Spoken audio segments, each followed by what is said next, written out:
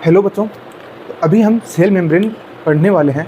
Cell membrane का basic introduction क्या है वो पढ़ने वाले हैं और इसको समझने के लिए, इसको अंडरस्टैंड करने के लिए जिन जिन साइंटिस्ट ने मॉडल दिए थे उनके बारे में थोड़ा थोड़ा पढ़ने वाले हैं। तो सेल मेम्ब्रेन जो होती है वो सेल की क्या होती है, एक आउटर मोस्ट क्या होती है, कवरिंग होती है, जो साइटोप्लाज्म और सेल ऑर्गेनल जो होते हैं उनको क्या रखती है, साथ में रखती है। सेल मेम्ब्रेन जो होती है वो सभी सेल्स में पाई जाती है, इसका कोई एक्सेप्शन नहीं है। It is a universal structure of cell and the cell organelle. Cell organelle जो होते हैं उनमें भी सेल की जो मेम्ब्रेन है वो पाई जाती है। अब हम बात करते हैं कि सेल मेम्ब्रेन जो होती है उसका केमिकल कंपोजिशन क्या होता है। देखो, सेल मेम्ब्रेन का जो केमिकल कंपोजिशन होता है वो डिपेंड करता है, सेल टू सेल डिपेंड करता है। लेकिन हम बात करते हैं ह्यूमन रेड ब्लड सेल की, तो ह्यूमन की जो रेड ब्लड सेल होती है, आरबीसी जो होती है, उसके अंदर लिपिड, प्रोटीन और क्या पाया जाता है, कार्बोहाइड्रेट पाया जाता है। लिपिड जो होती है वो 40% पाई जाती है, जबकि प्रोटीन जो होती है वो 52% पाई जाती है और कार्बोहाइड्रेट जो होती है वो 1 से 2% पाई जाती है।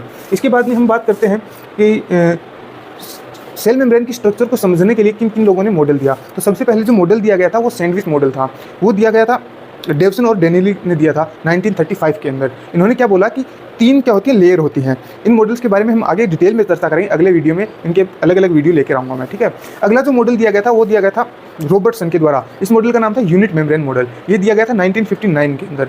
तीसरा जो मॉडर्न मॉडल जिसको हम बोलते हैं, जो सबसे ज़्यादा एडवांस है, वो है फ्लूइड मोज़ेक मॉडल, जो दिया गया था 1964 के अंदर। 1964 में नहीं दिया गया था, 1972 के अंदर दिया गया था। सॉरी, मैं बहुत मेरे को गलत हो गया था, माफ़ी चाहता हूँ। 1972 के अंदर दिया गया था। ये मॉडल दिया था गया सिंगर और निकोलस के द्वारा दिया गया था। अभी हम इसका रिवीजन कर लेते हैं कि boundary of the cell, cell की क्या होती है, बाउंड्री होती है। ये सेल की क्या होती है, बाउंड्री होती है। Gives protection to the cell, cell को क्या प्रोवाइड कराती है, प्रोटेक्शन कराती है। And keep together the cytoplasm and the cell organelle, cell organelle और साइटोप्लाज्म को क्या रखती है, एक साथ रखती है। Universal structure of cell, cell की क्या है, यूनिवर्सल स्ट्रक्चर है, सब में पाई जाएगी। And cell organelle only difference in, किस में डिफरेंस होता है, केमिकल कंपोजिशन में डिफरेंस होता है। केमिकल कंपोजिशन के क्या अर्थ हुआ, किसी के अंदर लिपिड ज़्यादा होता है, किसी के अंदर प्रोटीन कम होता है, या प्रोटीन ज़्यादा होता है, लिपिड कम होता है। इसी तरीके का केमिकल कंपोजिशन जो होता है उसके अंदर डिफरेंस होता है, बाकी सब सेम होता है। अगर हम ह्यूमन रेड ब्लड सेल की बात करें तो लिपिड जो होता है वो 40% होता है, प्रोटीन जो होता है वो 52% होता है और कार्बोहाइड्रेट जो होता है वो 1 से